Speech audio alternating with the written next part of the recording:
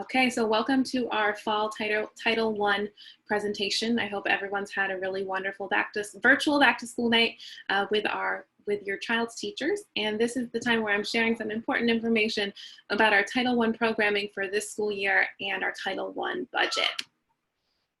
If you joined our Title I presentation last year in the fall, a lot of the information will seem similar. So as I'm sharing, if you have any questions about what you see on the slides, feel free to raise your virtual hand or unmute yourself to ask any questions. So what is Title I?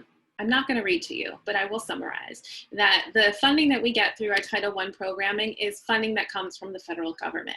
So these funds are disseminated to every school in the school district of Philadelphia, and depending on different criteria, schools receive different amounts of money. No matter the amount of money we receive in Title I, all schools in the school district of Philadelphia follow the same guidelines when we're spending these funds.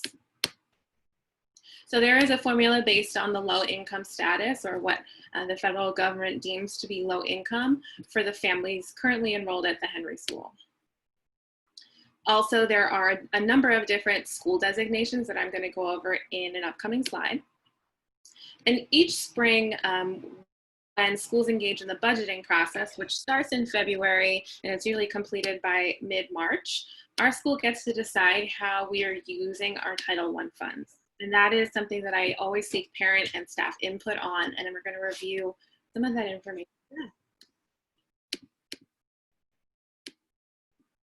So each spring, our school always asks for help from the community, from parents and staff in developing how we are going to utilize our Title I funds for the upcoming school year. Usually it's an in-person meeting and we kick off with our SAC committee, but this year we had to do it virtually. So in March, I recorded and shared a presentation which is actually still uploaded to our CW Henry website if you wanted to check it out, talking a little bit about the process that we use when we figure out how we spend our Title I funds. So there are some important documents that I'm going to read through right now, and I'm also going to share them virtually with you. The first is called the Parent and Family Engagement Policy. And the second one is called the School Parent Compact. So these are documents that we revise every single year with the input from various stakeholders. There's also a school-wide plan that is publicly shared on our school website. You can also access it through the School District of Philadelphia, and all of it comes centrally from the Pennsylvania Department of Education. And you can always access the school-wide plan for any school in Pennsylvania by going through the Pennsylvania Department of Education's website.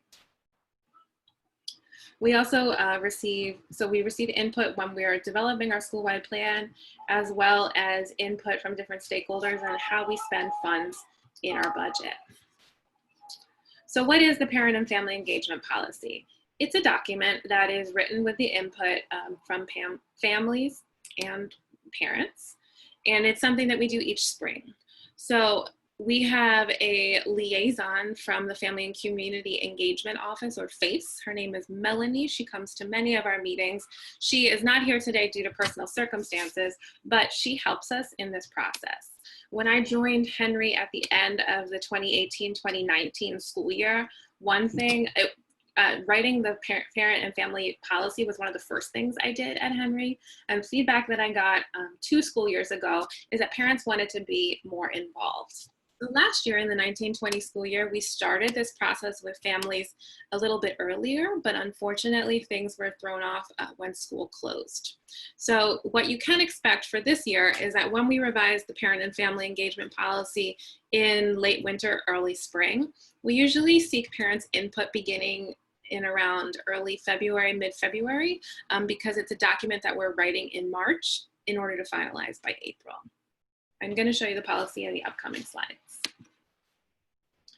But here's the overview. What is in the policy? So it talks about the ways that we involve parents in our school review and improvement. We talk about ways that we hope or intend to assist parents, knowing that it changes, right? I think the ways that all of our families, the kind of assistance we need now in the virtual space is very different than the kind of assistance we needed last year when we were in school in person. But an objective of the parent and family engagement policy is really to help build capacity across our parents and to be responsive to our parent community's needs and to involve you as much as possible along the way. So in the compact, there are some concrete goals and responsibilities outlined in our school. These goals are goals that are in our school-wide plan, and they're stated really plainly in our compact. If you ever come to our SAC meetings, I always highlight our school-wide goals during our SAC meetings and share progress on our school, how our school's doing with those goals. The compact also outlines the responsibilities of different stakeholders, parents, and students being two very important stakeholders, and outlines the expectations and responsibilities of each group. So thinking broadly, there are a number of different Title I school designations that schools can receive. So across the state, there are a number of different acronyms that we use, and they're bulleted for you right there. So if you have a child in another school in the school district of Philadelphia, you may have heard these acronyms before. Schools are often referred to as being CSI, TSI, or ATSI schools, or the fourth category is what they call non-designated. So C.W. Henry School is a non-designated school. And the way that a school receives a designation is by taking into consideration a lot of different performance measures, meaning data. So it could be standardized test data, it could be climate and culture data, it could be staff retention data, and depending on different areas of higher need, the schools are put into these different categories. Principals are then responsible for developing plans that align to non-negotiables based on the category. And schools who are in the higher need designations do receive additional support from the city. We are a non-designated school because we don't qualify in any of those high need categories. So what is our school-wide plan? Our school-wide plan formally is a roadmap to academic success. So in the plan, it outlines our data, recent data, our goals, and how we plan to meet those goals. I will say that in this virtual setting, I have had to reopen and make a number of changes to our plan because when we started to write the plan, we did not know that we would be opening a virtual school, right? So obviously now that we're in the virtual space, that changes a lot of our plan and how we intend to meet our goals. Our goals, however, have stayed mostly the same. There have been a couple tweaks, and when I pull up the plan in an upcoming slide, I will show you what the changes are. Across the school year, I work with an individual from the School District of Philadelphia from an office that's called Planning and Evidence-Based Supports to continually review and revise our school-wide plan and document the steps that we're taking in order to meet our goals. So I'm gonna try to click these documents and I'm just gonna check with everyone that you can see. I'm gonna show you two things. First of all, there is a page on our school district, on our Henry website that can take you to some of these documents. This has been up since the spring, but unless you were looking for it, it might not be something that you see. So the first link is right here. All right, so we have a Title I section on our C.W. Henry website. It just gives some general information. Sorry, my screen is still loading. There we go. It gives some general information around what our Title I programming is. You can click any of these links to access the recording from the spring as well as the slides. And this was a Google form where you could give feedback on the policies before they were finalized. And then here are our finalized documents. We're gonna review them briefly right now, but please know that you can visit our website to read through them in more detail. I'm gonna start with the policy first. I'm not gonna read through all of it, but I just want to show you what the most important parts are if you read it on your own. So it begins with outlining the requirements through the Title I federal guidelines of what we need to do. So that's what these bullets are on page 1. It goes on to talk about the responsibilities that we have as a school in making sure that we uphold our Title I programming. So as a school, we commit to inviting parents and families to share their input and feedback at a minimum during our winter and spring input meetings. Our back to school night or tonight is our fall meeting where I'm sharing the documents for the year. We do have a set school advisory committee, but all families and parents are invited, even if you're not a member of the SAC, to join any of our SAC meetings where we talk about our progress towards these goals. Across the school year, we will be administering a number of surveys where we're asking for input and opinions of families. There's a survey that is given through the FACE office that asks parents for their suggestions for the types of professional development for teachers or the types of after-school support sessions for families. It talks about the ways that we communicate in order to reach as many families as possible. So I try very hard to communicate using a number of different platforms. So we have our website with our school calendar, we have our remind system, we have emails that are sent automatically through our school-wide messenger. When we are in person, we also have hard copies of resources that are available in our main office. When we return to school, if anybody would ever like to request a hard copy of any of these resources, we are more than happy to print and distribute them from our main office for families.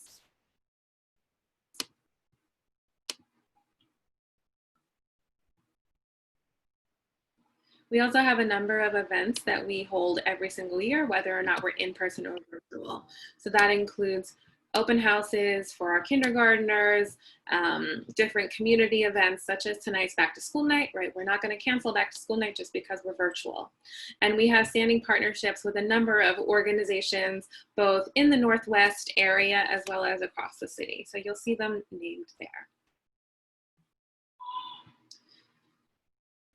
We aim to build the capacity of our parents by offering, coordinating, and hosting different workshops. And I know that there is a survey that will be coming out to families soon from the FACE office, specifically asking C.W. Henry parents at different grade levels what kind of workshops are most helpful for you. And then finally, we have a number of events across the school year where we build the capacity of our school staff. So that means our teachers as well as staff who are not in teaching roles. So again, this document can be accessed on the Henry website at any time. I'm going to go back one just to show you what our compact is. So our compact is the document that outlines the goals for the 2021 school year. So it begins with what we call the anchor goals, which are goals for the entire school district set by Dr. Height. And then these 6 goals, and let me see if I can make that a little bit bigger. There you go. The 6 goals that you see right there are goals that are school specific. So it's been important to me to try to maintain as much consistency as possible, that I want our goals to be similar year after year, because then we're able to more accurately track our progress towards meeting these goals. If you have a child in a testing grade from grades 3 to 8, you know that the PSSA's work did not happen last year. So we unfortunately cannot measure our progress to our goals. But what I did in setting this year's goals is that we took a number of data points, including PSSA performance from previous years, students' performance on what were our benchmark exams, which were quarterly exams that students took that were aligned to the school district's curriculum, as well as a number of different school-based measures such as AIMSweb for reading, as well as math, to set accurate goals, or what we hope to be accurate goals for this year. I will say it's a little tricky because our school year last year, we did not use a lot of the assessments that we typically use year after year. So what we did in developing our goals is we looked at the data that we had from September 2019 up until mid-March 2020, and we did the best that we could. But these 6 goals that you see on the screen in front of you are the goals that drive the progress of our school for this year. So these are the goals that sort of, I would say, are like our temperature check or our pulse check when we're making any decisions at the school. So if we have decided to add a new position into our school-wide budget, we're going to be asking the question of, well, how would that position support our progress towards meeting these goals? Or if we're choosing to end a program that we had been using year after year and begin with a new program, we would ask the same question. Well, does that program align to our performance and our ability to meet these goals? And if the answer is no, then we would not move forward with making those changes. So you'll see beneath each goal, I included the most recent data that we have to give families an idea of where we were as closely as possible. So goal number 6, as an example, 100% of students in grades K-2 have 0 out of school suspensions. And you can see I gave some data up until March 2020 when school closed. And I also gave data from the 18-19 school year when we had a whole 10 months worth of data. So again, these documents are fully available on our CW Henry website by clicking the parent button at the top. You're gonna click families, and then there's a Title I drop down. I'm gonna go back to my presentation. Okay, the second document that I want to share with you is, I'm going to be honest, it's not the most user-friendly looking document, but I will share it with you. And after this meeting, we're going to share it with all of the families at CW Henry, even if they were not on this call. So this second document is a PDF downloaded from the Pennsylvania Department of Education's website with our school's plan for the year.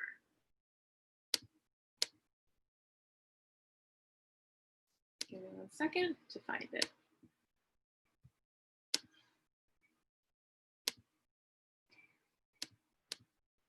Okay, this is what it looks like. So this is our Title I school plan for the 2021 school year. We're not going to go through all 14 pages right now, but please know that this document is publicly available on the School District of Philadelphia's website. It's also linked on our CW Henry website. So this document details the name, well, these are all the members of our leadership team, as well as members of our SAC who support in monitoring our goals. There's also the unfamiliar names here are our staff members who work on the district level who support our school. So this document outlines what our priorities are for the year, and they align to those 6 goals that I just showed you on the Parent School Compact. So specifically, this plan details ways that we are a PBIS, or a Positive Behavior Incentive Program school.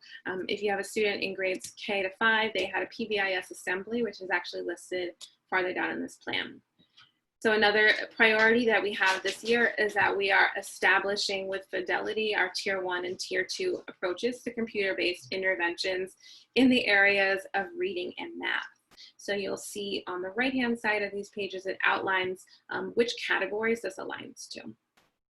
So I'll be honest in saying I don't think that this document it's not the most user-friendly document. There's a lot of information to go through, and it's a little tricky to read, but it is linked on the websites that I named, and please take the chance to look over it. If you have any questions around how we're meeting our goals this year or what our goals are, you absolutely can reach out to me at any time to talk about that or schedule a meeting to talk about it. And when our SAC, or our School Advisory Committee, kicks off officially for the 2020-2021 school year, I do invite everybody to join us in our virtual meetings when we talk about our school's goals. And I am always open to feedback from our families and parents as stakeholders on things that we can do to be even better than how we are already. So going back to our slideshow. The last thing that we're going to talk about in these next 10 minutes is around our Title I budgets. So it is a federal expectation that all of our Title I funds are used to supplement and support our core academic program. The ways that we spend this money has to be aligned with the school-wide plan that I just showed you. There is always money set aside in a Title I budget for ways that we engage families, the parent and family engagement.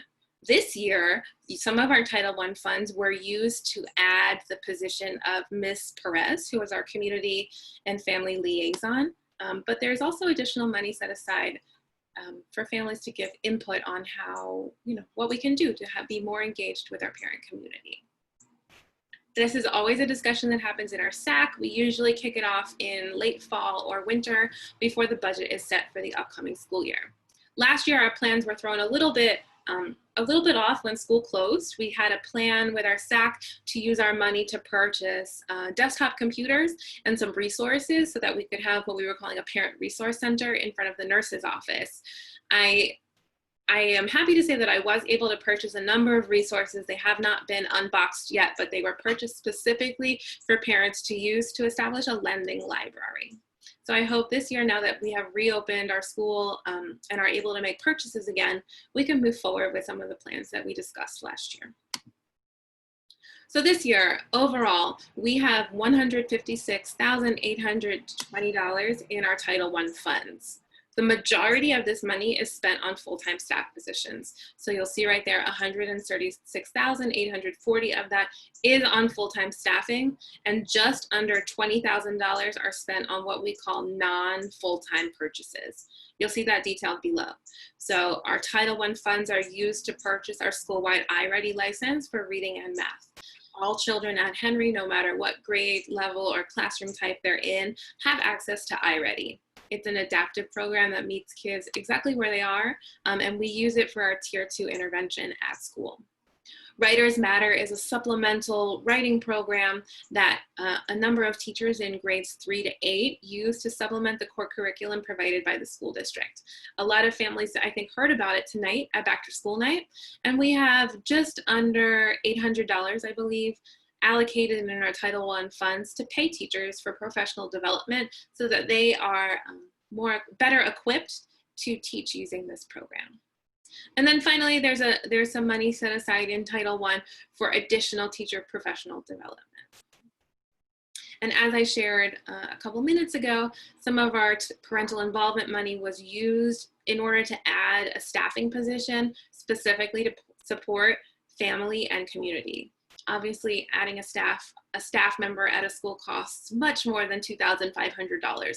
So we used other funds outside of Title I in order to bring Ms. Perez to our school community. But I just want to highlight that that position was added with the sole intention of having another person at our school every single day who can interface with parents and families.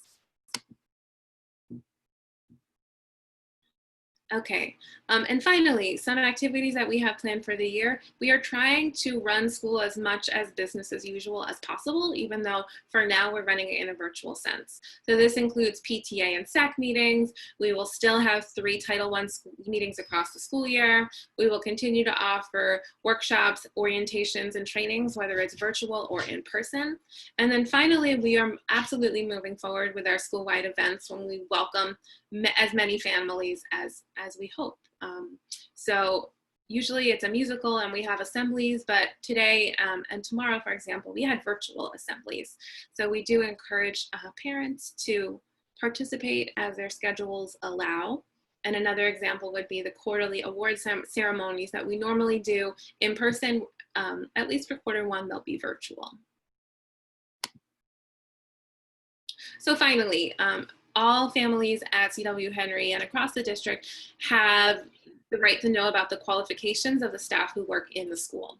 So all of our staff at Henry are appropriately state certified teachers. In order to be hired, all of our staff have to follow and adhere to state guidelines in terms of certifications and hiring processes.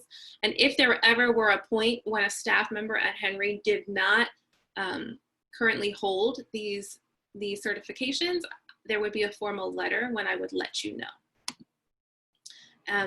This is what we call the right to know. You have a right to request the qualifications of any teacher or instructional staff member at the CW Henry School. And if you would like to learn about anybody's qualifications, you need to submit a request in writing directly to me, and I will make sure to collect that information and schedule a time to share it with you. And this is what I was just referring to, the right to know letter. If there ever is a time where when any child at Henry is taught for 4 or more consecutive weeks by a teacher who is not appropriately state certified, you have an obligation to know, and we will let you know through a formal letter that comes from the School District of Philadelphia. Currently at Henry and last year at Henry, we did not have anybody who falls into that category, but if we were ever in that situation, you would receive notification in writing from me and the school. So I spoke about this earlier in the slide in the presentation. This is a repeat, but there are a number of Title I designations. It's important to know that Henry is a non-designated school, which is the bullet point at the bottom. And this hyperlink, Future Ready PA, if you just Google Future Ready, it'll come up. It brings you to a whole website where you can click on any school in Pennsylvania and learn how we're doing based on a number of different federal categories. So finally, we have different academic standards and assessments that we use every year. The School District of Philadelphia or Pennsylvania has not released information yet saying that we will not have a PSSA for the upcoming school year. We all know that the PSSA in 2020 was canceled due to school closures. As of right now, the information that I have is that we will have a PSSA in 2021. If anything changes, I will make sure to let everybody know.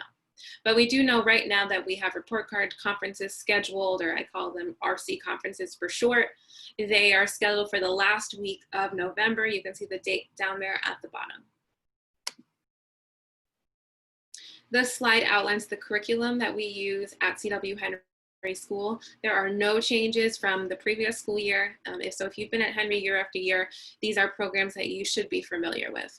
The only thing that I would say is slightly different is that our 6th, 7th, and 8th grade students are relying much more heavily on the StudySync ELA curriculum than we've done in the past, and that's because right now we're in virtual learning. I encourage all parents to learn more about the curricular programs that are offered at our school, and honestly any school in the state or across the country, by visiting this website, edreports.org. It's a third party that reviews different curricular programs according to a number of different measures. So these are the programs that are endorsed by the school district, the ones that we use at C.W. Henry. So finally, we need you. We always need you. In our main office, we have binders designated with Title I information, which you can always request to see when school is open. And if you have any questions about our Title I programming, and I'm able to share all of the information virtual. So, if you have questions or you want to learn more, absolutely reach out to me to ask. And at C.W. Henry School, I'd say one of the greatest strengths is that we have such an involved parent community. I just appreciate it and value it, and encourage everyone to continue to stay as involved as possible in this virtual space. We definitely cannot be successful without you. So that brings us to the end of the presentation. It is 6:59. I will stick around for questions, but at this time I'm going to stop the recording. And if